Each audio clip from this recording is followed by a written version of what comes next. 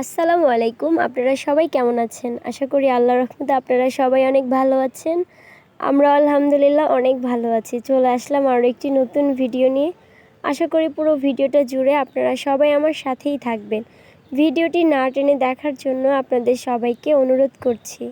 সকালবেলা এখন হাঁটতে বের হতে কী যে পরিমাণ ভালো লাগে, চারপাশটা এত সুন্দর, এর জন্যই আর কি বেশি ভালো লাগে। এই যে নিচে কৃষ্ণচূড়া ফুলগুলো পড়ে আছে, এগুলো কিন্তু দেখতে অনেক সুন্দর লাগে। আমার কাছে মনে হয় এখানে যদি আরও বেশ কয়েকটা গাছ থাকতো তাহলে আরও বেশি ভালো হতো, আরও বেশি পরিমাণে পড়তো।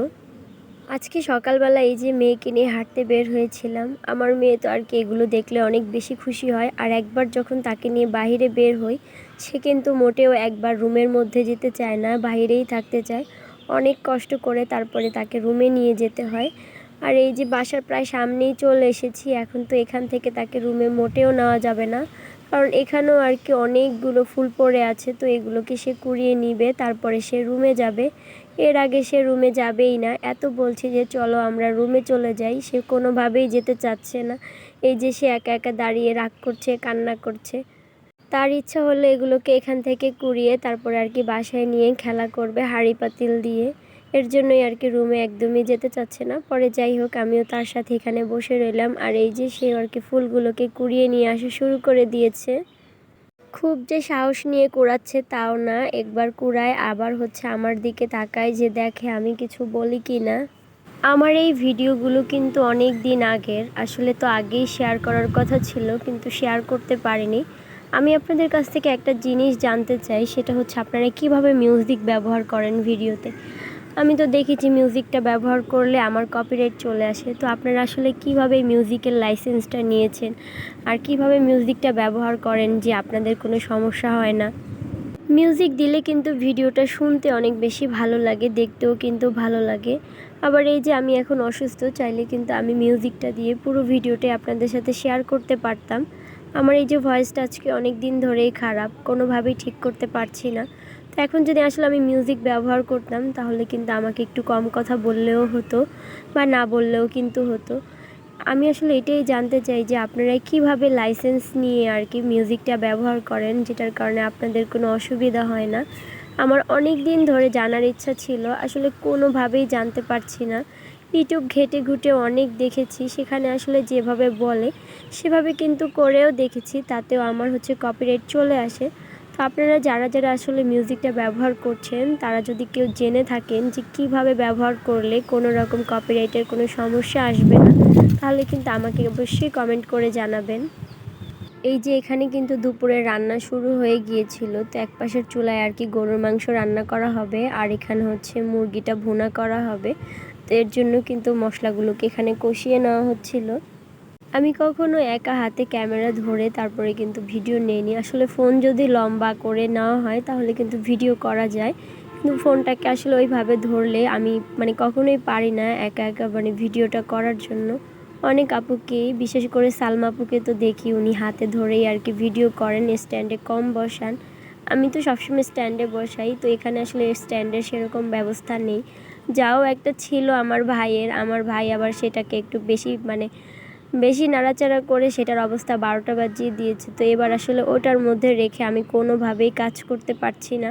তো এর জন্য আসলে হাতে নিয়েই করে দেখলাম।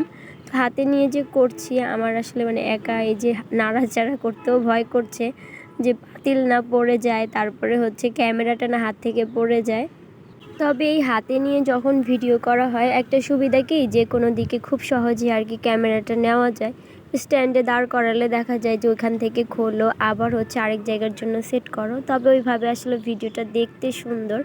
এই যে আমার ভিডিওটা এখন নাড়াচাড়া হচ্ছে, এটা কিন্তু দেখতে তেমন একটা ভালো লাগছে না, আমার নিজের কাছে ভালো লাগে না। এর জন্যই আর কি আমি বলছি আপনাদেরকে।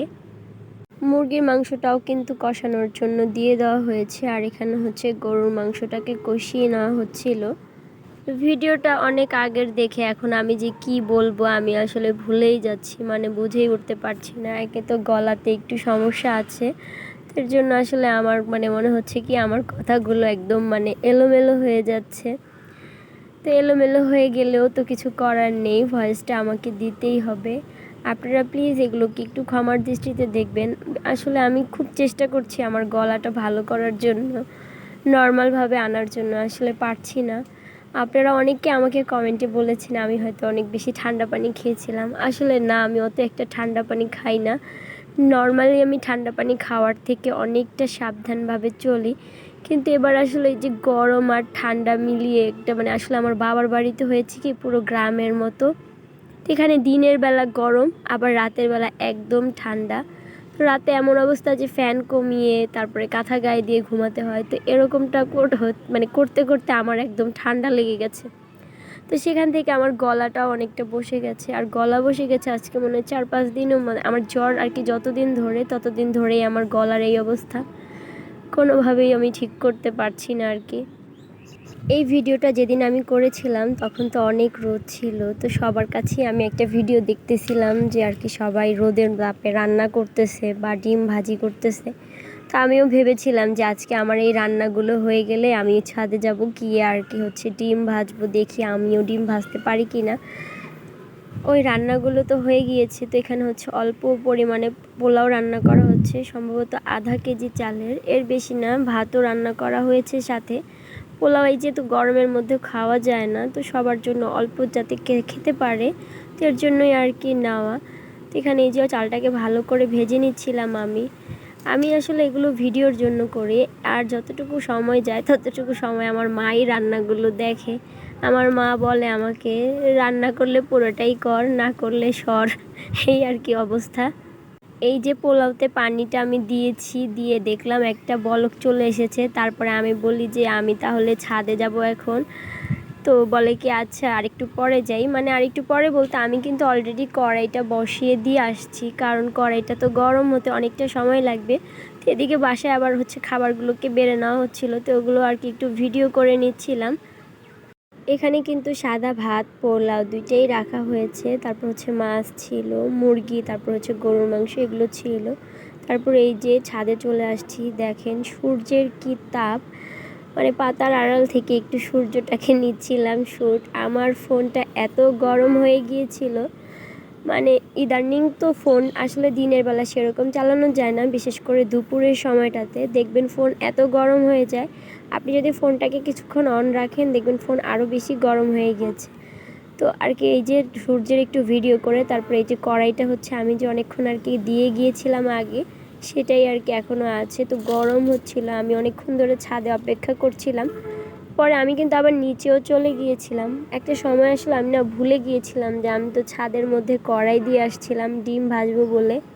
তারপরে এই যে ডিমটাকে দিয়েও অনেকক্ষণ আর কি অপেক্ষা করেছি, দেখলাম কোনো পরিবর্তন হচ্ছে না, মানে সাদা যে অংশটা সেটাও কিন্তু বসছিল না। আমার কুসুমটা হচ্ছে একটু শুকিয়ে গিয়েছিল রোদের তাপে। তো বুঝলাম যে সবাই আসলে বাসা থেকে আর কি তাওয়াটা বা প্যানটা গরম করে নিয়ে আসে, তারপর হচ্ছে এনেই আর কি ডিমটা মানে ভেঙে দিয়ে দেয়। তো এগুলো আসলে মানে একটুও সত্যি না। আসলে সূর্যের যতই তাপ হোক না কেন রান্না কখনোই করা সম্ভব না। কিন্তু দেখেন সবাই এরকম একটা মিথ্যা ভিডিও বানিয়ে কত ভিউজ নিয়ে নিচ্ছে। সবাই ভাবে যে সত্যিই বোধহয় ডিমটা ভাজা যাচ্ছে। আমি যখন নিজে ভাজলাম তারপরে বুঝলাম যে আসলে এটা কখনোই সম্ভব না। গত বছর যখন এই ভিডিওটা দেখছিলাম তখন কিন্তু ভিডিওটা এত বেশি ভাইরাল ছিল না, এবছর যতটা ভাইরাল হয়েছে। যাই হোক, ডিম তো ভাজা হয়নি। পরে আসার সময় ছাদ থেকে 2টা আম নিয়ে আসছি, আর এখন হচ্ছে এই যে আমটাকে বানিয়ে নিব। এই বছর কিন্তু এখন পর্যন্ত কাঁচা আমটা মানে এইভাবে বানিয়ে খাওয়া হয়নি। আম কিন্তু এখন অলরেডি পাকা শুরু করে দিয়েছে সব জায়গাতে, আর আমি এখন পর্যন্ত আম বানানো খেতে পারিনি। তো এই যে আজকে আর কি বানিয়ে খেয়ে নিলাম। এর আগের দিন কিন্তু শরবত খেয়েছিলাম কাঁচা আমের, তো কাঁচা আমের শরবতটাও কিন্তু অনেক মজা হয়। আর আজকে এই যে আম বানানোটা খেয়ে নিলাম। এটাই হচ্ছে আমার এই বছরের প্রথম আর কি কাঁচা আম বানিয়ে খাওয়াটা। এখানে আমি একদম নর্মালভাবে বানাচ্ছি, শুধু মরিচের গুঁড়ো, চিনি আর হচ্ছে লবণ দিয়ে। চিনিটা একটু বেশি পরিমাণে দিয়েছি কারণ আমাদের বাসার গাছের আম এত টক, মানে যেটা খেলে একদম মানে তেঁতুলের চেয়েও বেশি টক। এই যে আমটাকে বানিয়ে এখন একটু গাছের কাছে নিয়ে আসলাম একটু ভিডিও করার জন্য। ভিডিওটা কিন্তু অনেক সুন্দর হয়েছে, মানে আমার কাছে ভালো লাগছে আর কি। আম বানানোটাও কিন্তু অনেক মজা ছিল। তো এটা হচ্ছে একদম বিকালবেলা। এখানে একটা গাছ আছে যেটার মধ্যে অনেকগুলো বক বসে থাকে, আর এই যে ওরা সব একসাথে যখন উঠছিল আমি ভিডিও করতে চেয়েছিলাম, কিন্তু এই যে এখানে এত গাছের জন্য আসলে আমি ওদের সবার ভিডিও করতে পারিনি। তো আজকে পর্যন্ত সবাই ভালো থাকবেন। আল্লাহ হাফেজ।